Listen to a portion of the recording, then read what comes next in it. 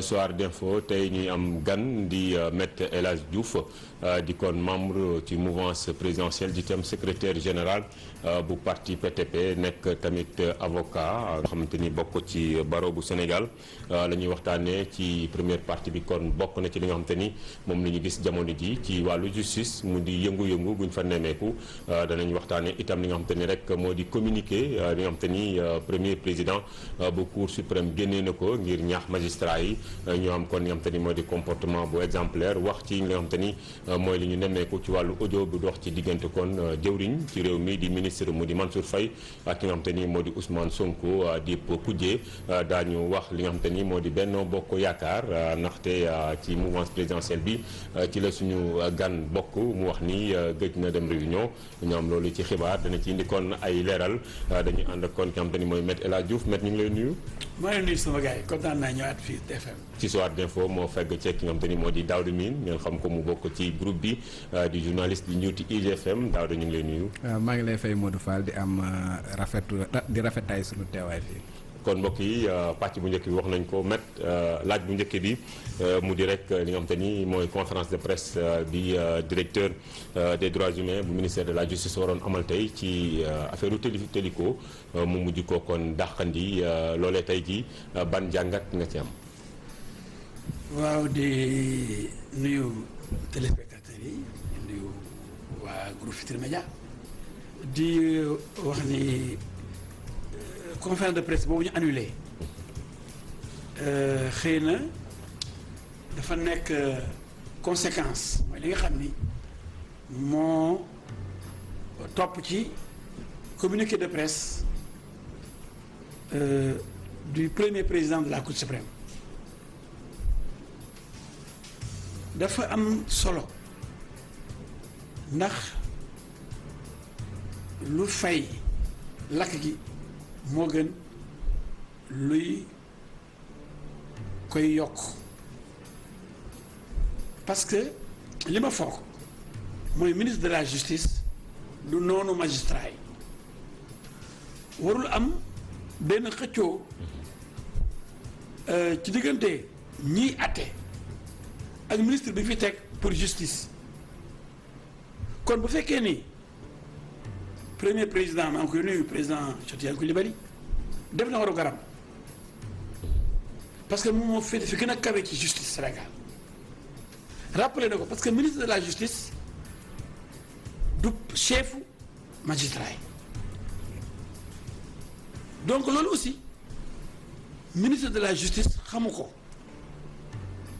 depuis Senghor ba léegi xamuñu ko président Senghor xamu ko président Abdou Diouf xamu ko président Abdoulaye Wade xamu ko président Macky Sall xamu ko erreur bi foofu la nekk dañuy wax ci constitution parce que ñoom ñëpp dañu violer constitution bi dañuy wax séparation des pouvoirs bu séparation des pouvoirs amee benn pouvoir mënul di demander ay sanctions ci beneen pouvoir mënul commander beneen pouvoir xam nga erreur bu njëkk bi mooy li ñu créé ministre de la justice depuis Senghor erreur la bi ñu nee ministre chargé des relations avec les institutions mooy ministre bi nga xam ni moo war a nekk diggante dox diggante institutions yi pour ñu taxal ko loolu rek moo war a am ndax mosoo dégg ministre de l' assemblée nationale. parce que gouvernement yi fi ñëw yëpp yebuñu assemblée nationale bay jël benn ministre ni yéen chef assemblée nationale day koy ministre bu ñëw toog. bu amee ay plénière ñu ne moo fi nekk chargé de relation ak assemblée waaye xelam dajul muy am lu muy wax assemblée nationale muy wax dara député wala dañ lay yóbbu ci yoon wala nangam ministre boobu boo waroon dem ci justice aussi nekk diggante justice ak exécutif ndax trois pouvoirs yi kenn warul chef sa morom loolu la yoon wax. ndax fii dañoo nemmeeku ni xëy na. mais fii non seulement dafa am ministre boo xam ne am na pouvoir.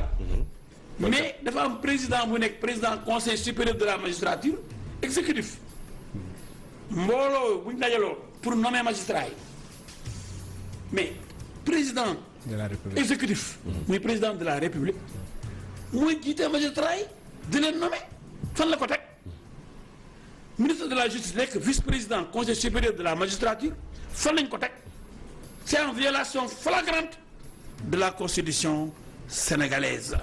kon mettre séparation mais depuis Senghor loolu dañ ko rectifier.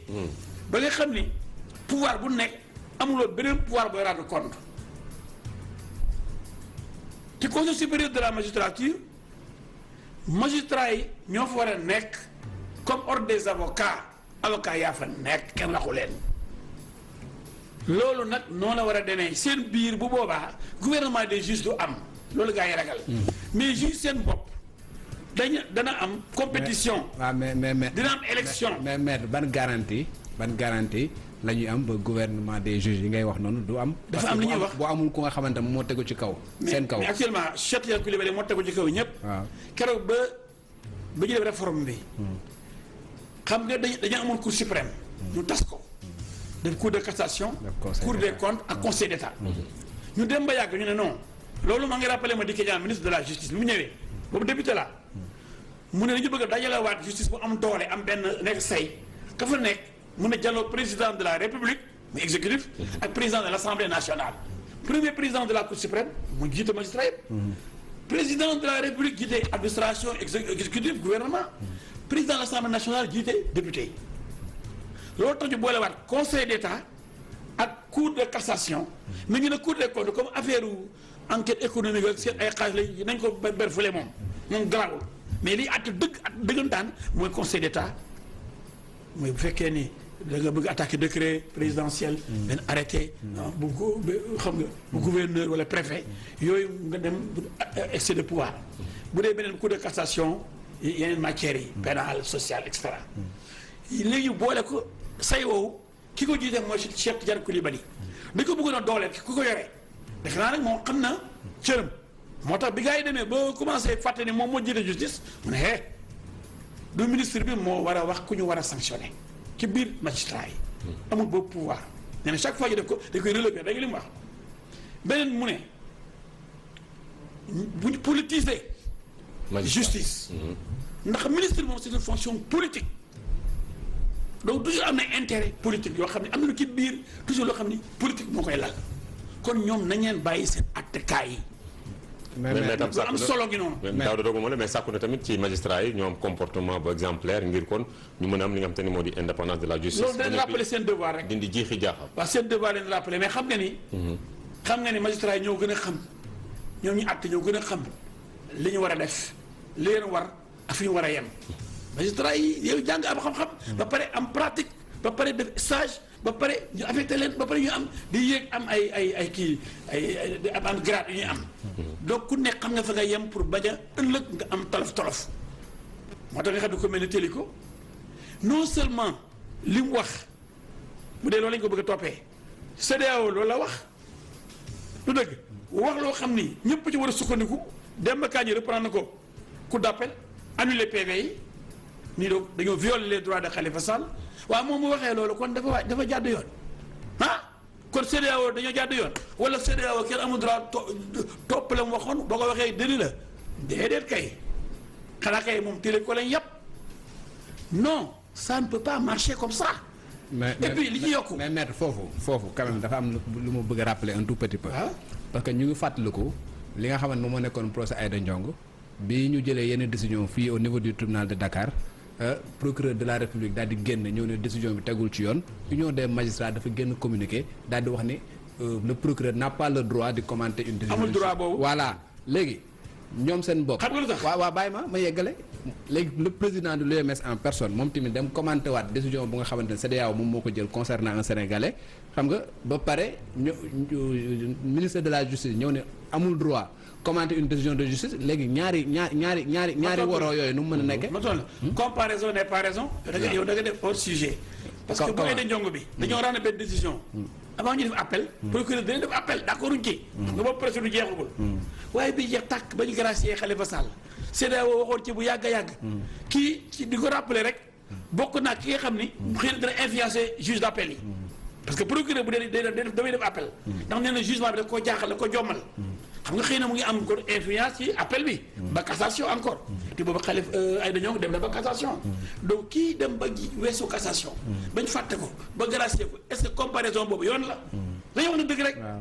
kii kon moom influencé wul kenn. neutre na ci ba mu jeex tàkk. ba waa ji gracier nañ ko ba ñibbi na këram. mu reprendre li CEDEAO waxoon moom du ma koy njëkk a wax de. ni violé nañ ay droit Khalifa Sall am na ñoo xam ne jaarul yoon loolu CEDEAO moo ko njëkk a wax. loolu au contraire moom en tant que président de l'UMS xam nga commentaire d'arrêt dafa am partout dañ koy jàng fac de droit. loolu kenn mënu ko aaye nit ñi surtout bu arrêt bi pare. dafa am arrêt yoo xam ne dañ koy jàng étudiants yi. léegi pour bañ ëllëg beneen magistrat def erreur bi amoon mais war na ko rappeler comme boo jiite magistrat yëpp dana xool la CEDEAO waxoon fii lii bu mu amati wala lii ñoom mela woon li jaaratoon yoon comme mooy défendre des intérêts matériels et moraux des magistrats moo la fi taxawal comme amuñ syndicat mais amical bi mooy genre syndicat la bu gisee ne lii day gàkkal deru magistrat façon àtte bu mel nii ba su nawle yi CEDEAO di ñu toroxal gàcceel ci ñun dañu nañ fay 35 millions de réparation à Khalifa Sall amoon na wala amul. waaw loolu du gàcce ci ñun. te ñun ñu ëpp fi ay juristes yoo leen mën junni yoon CEDEAO yëpp Sénégal moo leen mën nous avons les meilleurs magistrats ay Kéba Mbaye ay Guèye ay ñoom ñi fi jàll yëpp Foster ñoom Leyti Kama mais dañu ne ay ngand Youssou Ndiaye donc ñun bu ñu toogee ba ay juges yu nekk foofu jóge ci pays voisins yi dañu naan li àttewu leen yoon dañu jàngale yoon loolu est-ce que président UMS waru cee wax ne lii de moom jaaratoon yoon loolu rek la wax. te dafa reprendre CEDEAO dama ne nañ bàyyi caaxaan. li ma leen di wax nag mooy on ne peut pas arrêter la mer avec ses bras. yi nga monde bi day évoluer na exécutif génn ci judiciaire man dégg naa fi ay gens bu ma faloo danaa def lii danaa tëj diw yow xanaa kon léegi kon du am indépendance de la justice. Macky Sall famille am danaa ko tëj da nga am nangam yooyu kooku di wax du ngeen jox yéen. yow nekk ko président doo sax nekk président xëy na ba yàlla ba àdduna bi tukki ndax mérité woo ko mais est-ce que war nga taxaw fii naan danaa tëj famille Macky Sall nañ def attention kon yow président boo ko nekkee sax am nga pouvoir yëpp mais ça c'est dangereux. na réfléchir rek dem leen wax. mais man dëgg ma la ñu dellu si tuuti boo xoolee jafe-jafe bi nekk ñu nemee ko ci biir justice greffier yi seen i grève jëwriñ ji di Malick Sall comme ñu xool ni xëy na gars yi joxoon nañu ko baaraamu tuuma mais boobu ba léegi dégguñu ci ordre des avocats gis nañ fi ñaari magistrat yu sànnante xeer ordre des avocats ci boppam mutisme bi maanaam noppi gi lu waral loolu. xam nga ordre des avocats gàccee ngaalaama caa jëfati ndax ñuy liggéey ci suuf la kenn du yëg. comme la man toog naa ba yëg ne bi surjus di juboo ak ministère ba ñu ñëwaat liggéeyaat c'est vrai am na dundoo yi suma grand maa ngi koy nuyu ancien ministre de la justice grand avocat dox na ci ay tànk mais ordre des avocats ñu ngi fa woon mais kuy jubale kuy def. médiation da ngay def diplomatie. doo ko def ci la diplomatie ne se fait pas dans la rue. du ngeen ko yëg mais ma di ci profiter de féliciter le bâtonnier Pape Ndiaye un homme équilibré bon bâtonnier rigoureux mais xam na li muy def ak le conseil de l'ordre xam na li ñuy def de bu ñu tëbatee rek faral kii wala def di kon duñu mën a nekk xam nga duñu mën a nekk kii ñu jubale nit ñi bu tëbatëb di wax faral kenn doo mën bu ñu waree jubale doo mën jubale parce que da nga far ba pare on ne peut pas être juge et partie. donc li ordre des avocats def mooy dox ci suuf fay taal bi jàmm dikk parce que ñoo bokk kër gi famille judiciaire la kuñ ci néewal doole muy avocat muy magistrat keneen ki dina ko yëg kër gi moo yëngatu muy greffier yi tamit jàmm lañ laaj nañ jàmmoo gën ay. loolu lay ñaan ci biir justice. maître sànq da nga wax fi da nga rappeler ay yenn fondamentaux muy séparation des pouvoirs moom ñetti pouvoir nga ne tey ministre de la justice.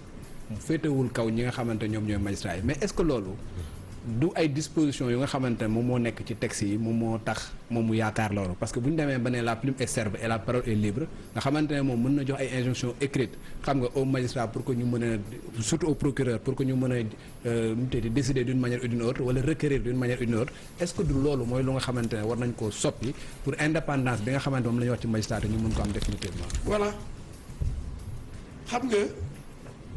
li nga wax mooy dëgg lien ombilical bi am entre parquet ak chancellerie entre ministre de la justice ak procureur dañu war a dagg mais ni gën a seetlu kay mooy dina ministre de la justice du amati ministre assemblée nationale amul wax nga ko léegi loolu la wax erreur la c'est-à-dire c'est une violation de la constitution dañoo nappaaje constitution bi ñu nommé ministre de la justice boobu lañ nasaxal justice néewal ko doole ba juge ba ministre bi di nommé ay juge bay sanctionné ay juge mais foo ma si gisee ñoo xam ne am nañ indépendance ku bokkul si ñoom di leen sanctionné wala di leen affecté loolu est-ce que yoon la c'est pas normal mais léegi non seulement waxoon naa conseil supérieur de la magistrature président dafa war a jógee ministre bi jógee fa ñu bàyyi magistrat yi nekk fa mu nañu ci dugal ay avocat ak ay notaire ak ay huissier mu nekk conseil supérieur de la justice comme ça ñu xool carrière magistrat yi ñu gën a mérité mu def ñu def ay appel d'offre pour nommer président ay procureur yooyu xam nga affaire bi day daal di jaar ci yoon notaire yi huissier yi avocat yi greffier yi siège conseil supérieur de la magistrature magistrat yi gën faa bëri nag ñoom ñu élite seen i nit xam nga c'est important loolu man c'est dans mon programme de gouvernement mais bu loolu amee PTP dafa am programme pour yore réew mi réew jaarale ko ci yoon billahi alors léegi li nga waxoon léegi procureur boobaa procureur dépend ci kenn procureur il a l'opportunité des poursuites la parole est libre quand il prend la parole bu jógee taxaw di wax mais bu ñu ko bindee la plume est serve. la plume est serve dañ koy xoj di ko naj te amuñ ci droit dañ ko war a bàyyi moom réfléchir gis nañ ko ci procès Baratal par voilà dañu war a bàyyi procureur bu xalaatee parce que procureur du àtte bu xalaatee bari jébbal ko juge yi wala mu def classement sans suite boo d'accord nga def citation directe wala nga def plainte avec constitution de partie civile consigné donc procureur on peut contourner l'inertie du parquet en cas de deful li ko war voilà de saisine du parquet quand le parquet ne réagit pas boo demee bind plainte falawuñ la am nga droit def citation directe comme am nga droit def plainte avec constitution de partie civile devant le doyen des juges d'instruction donc am na nañ bàyyi procureur ñu libre bàyyi justice bi mu libre jëlee fi ministère de la justice amul njëriñ te du yoon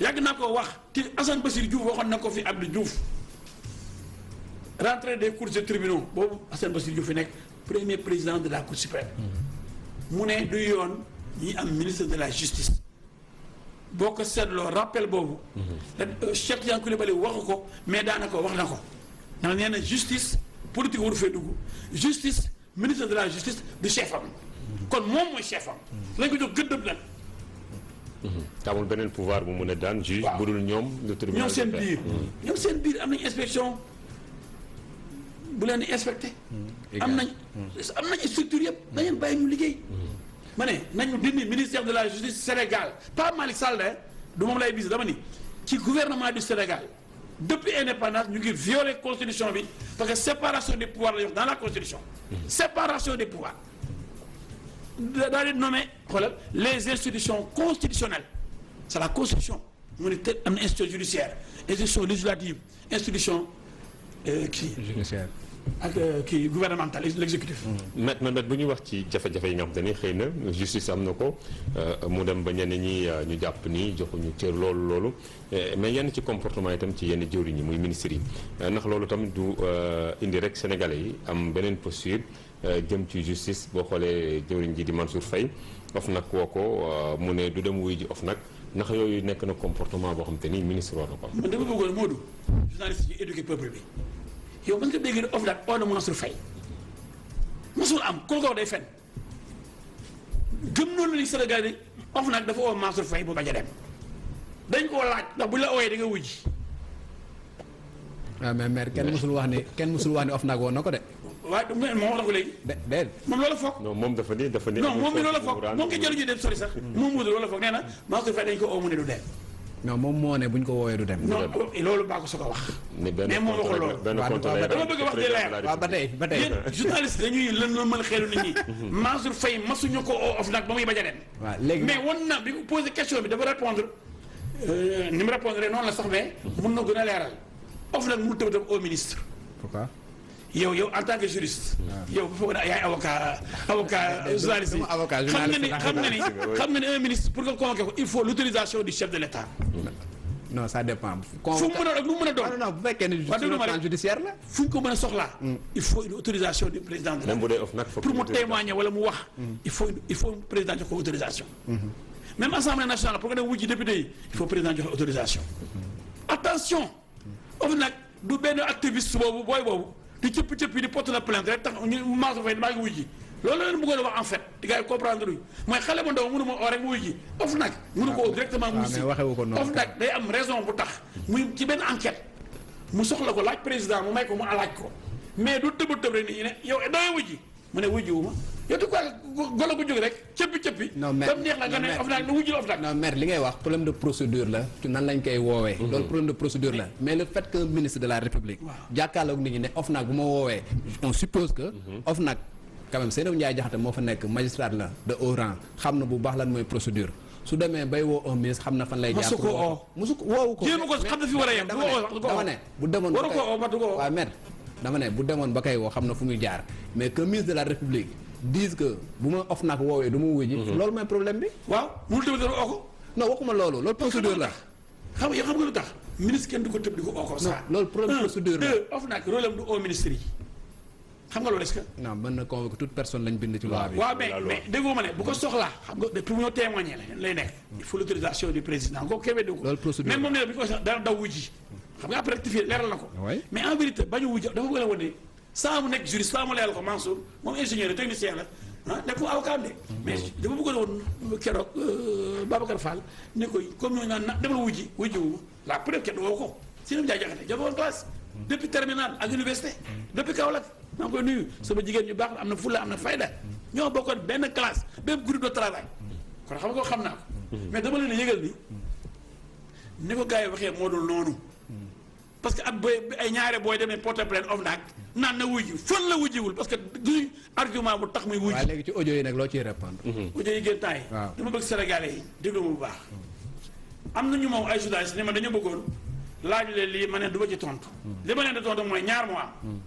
am na ko wax ni masuma rencontré masuma gis masuma toog ak Mansour Faye ni Mansour Faye moo mën a fen et puis man maay tuteur mu di ma lay autorisation na génne preuve yi na génne audio bu ko amee loolu la wax mu ne moo ñàkk fayda xanaa man maay tuteur am loolu la wax kii wax loolu yàgg naa wax Sénégalais yi ni ku dàq fen ci Sénégal ba ma juddoo ba léegi mooy Sonko.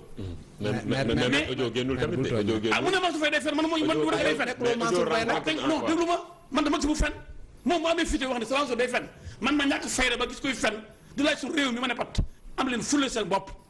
mais ñàkk ngeen fayda trop yéen journalistes yi. mais audio rencontre bi génnul après non dañuy ragal Sonko. audio rencontre bi génnul c'est après ndax réseaux sociaux yi ak saaga yi man nag saaga yi. du loolu sama fou. non du loolu métti non dama expliqué. léegi nag wax la ci audio yi ak kan moo fen man dama foogoon ne journaliste dañuy xëy bi dee Bàkka ak Màkka ñëpp attaqué Idrissa Seck. du ma dem Touba. déglu ma ndax dama am corona. ñëpp di ma attaqué mais kii dafa taxaw ni. du dem Màkka kenn ñu ko bind. ñëpp déglu vidéo bi ci gisoo. mu ne ko fay milliard du ma dem Màkka man Sonko. mu taxawaat wax yu garaaw ñëpp nëbbal ko mais bii paa dafa flagrant moo taxaw ni Mansour Faye fenkat la mosuma daje am rendez-vous moom mosuma am audience ak moom. léegi ma gis ay journalistes naan yàggoon na 2013 la te Mansour Faye lan la wax nee na booba ma doon délégué à la solidarité nationale koo xam nga 2013 la ndax 2014 la nekk ministre. ensuite dafa bëggoon a gis Macky Sall 2013 kuy président nu Macky Sall. kon Mansour Faye fan la fenee ponkal mi fen kay naan Mansour Faye fenkat bi gën a ngand wutal ko tur fenkat bi gën a ngand am na wala amul. tuddee na ko benn non déglu ma tuddee na ko benn tur fenkat bi gën a ci monde bi tuddee ko. léegi nag may laaj yéen journalistes yi. bàyyi journaliste ak seen tiraay bàmmeel yéen Sénégal yëpp. non bàyyi journaliste kan moo fen kan moo waxoon ne masul toog ak Mansour Faye masul am toogaay ak moom. mais tam boobu ak kan moo ne woon Sonko toog na ci man ñaan na audience te am na magistrat bu ko fekkee. mais Mansour tey dégg naa indi naan. magistrat warul la ko fekkee mais Mansour dafa waxoon ni. audio rencontre bi déplacé problème bi. mais waru joxe audio bi. Mansour dafa waxoon audio rencontre bi am na ko mais audio bi génn c'est audio boo xam ne waruñu ko envoyé audio bi joxe nit ñi. d'ailleurs ci loolu laaj bi mooy est-ce que magistrat nee na audio bi c'est récent xam nga aussi bu dee yow dëgg Mansour nee na audio bi lu yàggul dara la ko def lu Mansour loolu la wax.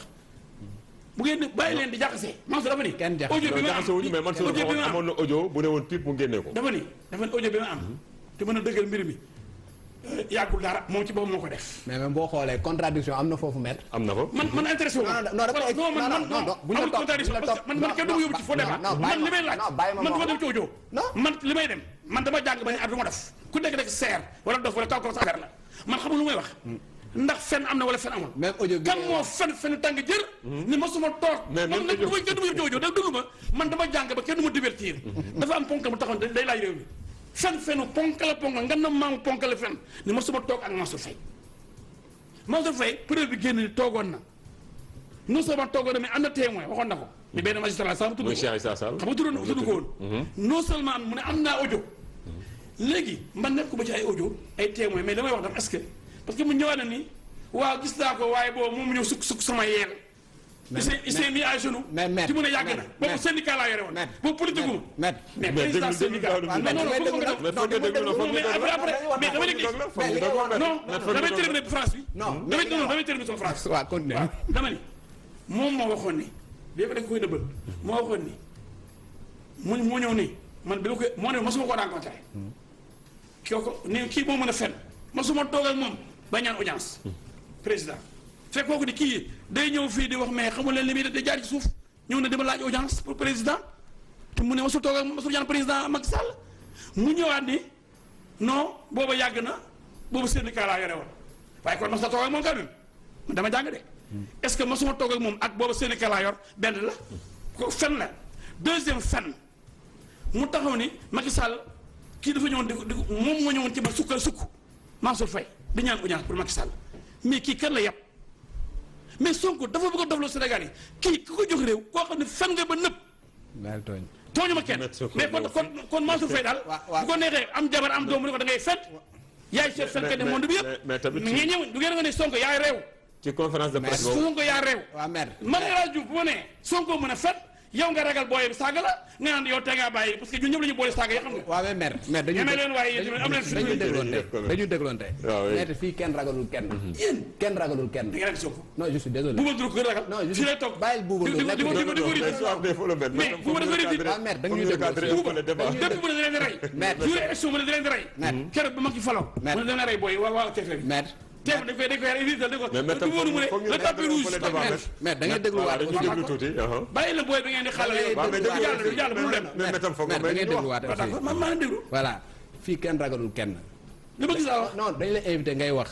am na loo xamante ne boo ko waxee lu nga xamante ne jàpp nañ ne. dafa woroo ak li nga xamante ne moom waroo dëgg de non dama lay wax journaliste ko ragal parce que bi ngay wax affaire audio. bi ngay wax affaire audio également il faut que ñu recadrer un peu pour que nga comprendre. audio taxul maa jóg non. fan moo ma tax a jóg ki fen ñoom ñaar ku ci fen Daouda ñu kan moo fen ci ñoom ñaar entraînement ñu dem publicité dem ci journal bi après ñëw ci deuxième partie bi amul benn problème ngir yeggale ko ñu dem publicité après ñëw li nga xam te ne moo di deuxième partie bi suñu gan di Maître El Hadj Diouf Maître fi Cheikh daanele fa lay jëlee équipe nationale match amical mook Maroc ñetti bal ci benn loo xaarul woon la fi équipe bi toll tey Maroc di ñu mën a ñetti bal ci benn. bon bêtement ñun Sénégal coow la gën a bëri. ak jël benn joueur ku mel ni Sadio Mané yàlla may na ko mën na. romb naa fédération sénégalaise de football ñu ne Sadio Mané am na ballon d'or africain le football sénégalais au sommet. nañu wax un footballeur sénégalais au sommet mais pas le football sénégalais au sommet ndax Sadio Mané nañ bàyyi. genre masturbation intellectuelle yooyu dañu bàyyi yooyu. waaw nañ liggéey moo gën daal naxee mbaay bi.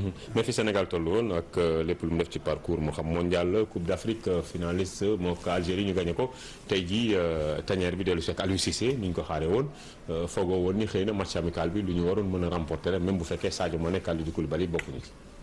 lu war a mën a nekk la parce que ñun Afrique ñooy numéro 1 ci classement mondial Sénégal moo jiitu ñëpp Sénégal mënul gagné ba léegi Coupe d'Afrique Sénégal am na joueur yu xam ni àdduna bi kenn amu ko actuellement nii. Sénégal moo doon nekk champion du monde. war nañu xoolaat suñu bopp xoolaat suñu taxawaay xoolaat li ci biir football bi yëpp. ak ci basket bi ak ci sport bi. dëgg la ñu ñëwaat ci li nga xamante ni moo di sa wàllu politique nga yor parti muy PTP bokk ci mouvance présidentielle bi met la moo tax doo dem ci réunion Benno Bokk Yaakaar. non Mourou du noonu ne lan moo tax duñu la oo ci Benno Bokk Yaakaar. surtout que nekkoon coordonnateur nekkatuma ko léegi. de GST LR muy grande coalition maa ngi nuyu gars yi ñoom Pa Modi ñoom Athie ñoom David Mbaye ñoom Djibi Faye ñoom comment dirais-je encore Bassirou Sarr le nouveau coordonnateur ñoom Émile Zalé et cetera. ñoom Pape Diouf. ñoom Diouma Diakhaté et cetera. ñoo ñu ngi biir. mais lan nga jàpp boo woo ñu la ma doon coordonné mais oo ñu ma sax. léegi lan nga jàpp boo woo ñu la man dama tiit léegi daal. dama tiit sama xarit Macky Sall. dama tiit ci sama coalition. dafa mel ni léegi la pensée unique moo war a am. c'est-à-dire que ku mel ni El Hadj Diouf il est incontrôlable loolu la ñuy wax. mais man du ma objet bu ñu contrôlé man nit la am xel man du ma mbaamu kenn man du ma taalibe kenn président suñu président la suñu nawle la nous sommes d'alter ego nous sommes d'égale dignité ay alter ego lañ donc ñoo yëpp bu nekk chef de parti mais am na ñoo xam ne ci biir coalition bi fàtte nañ ni ñoom chef de parti lañ am na ñoo xam ne ñemewuñ sa wax ci troisième mandat bi comme di ko président ayee waa parti waaye nag comme man sama parti président moomu ko te man moomu ma dañuy ànd ñu jàppale ko fal ko falaat ko léegi xanaa fa ne moom war a fal léegi kay moom war a delloo njukkal bu dee ay nawle lañ nekk ay gor bu ma la lebalee war nga ma fay waaye xanaa nag yow la ñuy jox yow kenn rek di la jox rek yow kenn rek yow nga gàtt xel du la jox keneen. waaye ci wàllu troisième mandat bi. ba ci biir allié yi laa la wax discipline de parti moo tax duñ ci wax ñëpp la ñu oo sauf man ndax xam ne ne bu ma demee réunion daa ne ko président xam nga ne troisième mandat amoo ci droit te leeral mbir mi comme ça ñun suñu biir coalition bi ñu xool kan la ñuy ngémm dafa jot nag parce que présidentielle yow 2008 nga jóg def 4 ans di wóor ba 2012 nga gagné fi ne 4 ans moo des moins de 4 ans waaw léegi mënul woon nañ nit ñi parce que moom moo leen comme ambition war na ko exprimer mu am primaire au sein de Benno Bokk Yaakaar loolu ba am na man damay génn Benno Bokk Yaakaar bu fekkee ne nanul am primaire ñu xool nag El Hadj Diouf la wala diw la ñu jàppale ko mu gagné man damay dem ak sama bopp ndax man ñëwuma pour jébbal sama bopp Macky Sall nekk jaamam man dama ànd ak moom jàppale ko moom ma yoo leen njukkal jàppale ko fal ko 2012 falaa ko 2019 ànd ak moom campagne jour élection yi ma taxaw sauver Sénégal keroog seen TV ànd ko yàlla yërëm Ndiaye Doos keroog ñëpp gis nañ keroog débat bi tuuti tax nit ñi wàccu ci mbedd bi waaye dafa am ñoo xam ne jaru ñooy lewal dara ndax y a des gens qui ne sont pas reconnaissants xam nga dañu ne Sénégal da ngay dem ba yàgg doo xam affaire du lay nuru man soxlawuma dara mais man lu ñu may zappé lu ñuy def complot mondial de la coalition contre El Hadj Diouf. est-ce que du li ngay wax ci troisième mandat bi xëy na moo dara. parce que troisième mandat bi Macky Sall du ko am incha allah rabi te bu ko wutee danaa dal ci kawam Sénégal dina dal ci kawam te man dama bëggoon saa waay génn par la grande porte. ñëpp naw ko la ma bëggoon Ablaye Wade bu fekkee ba ñàkk koo am ndax xale yi ko waroon Macky di ko yow Ablaye Wade ñii la wër daan la wutal troisième mandat maa ngi à recevoir boo leen toppee ëllëg ñoo leen njëkk a bàyyi dem ci ki falu. noonu lañ ko bàyyee léegi ñoom ñëpp ñoo wër léegi Macky Sall di ko riitil riiti ñun ñu faroon Macky Sall faar ko ñun sax Macky faaleetuñu lu wax ak ñun man nag soxlaa lu ma ko dara naada mais sa génn gi xasoon na sa doomu ndey mu la koy wax. jërëjëf ku leen sangul sa taar la bëgg. jërëjëf bëggoon mu sangu ba set wax lu leer Sénégalais yi comme moo ko waxoon ne man kay maa ngi sama premier mandat bu jeexee bu ma may benn parrainage gas yi ñëpp am enregistrement yi may Ismaïla Madior Fall wax ñëpp wax Seydou Gueye wax ni 2019 bu ñu gañee jeexal nañu tey jii kenn ñemetul wax ku wax dee ku wax ñu dàq la. jërëjëf mais temps bee jot nag temps bee jot jërëjëf mbokk yi ñu dem publicité laata ñuy xajal naata mbay mu présenté ni am te ni moo di journal 20h bi jërëjëf Maître jërëjëf ci invitation bi nga nangu ñëw taxaw ak ñun waxtaan ci non heure bi ma soxlaa rek maa fi pour intérêt sénégalais yi ndax ñii nax Sénégal dañoo bëri waaye ñu dox ci maayanu Sénégal yi jërëjëf leen a këf ak ñiy saaga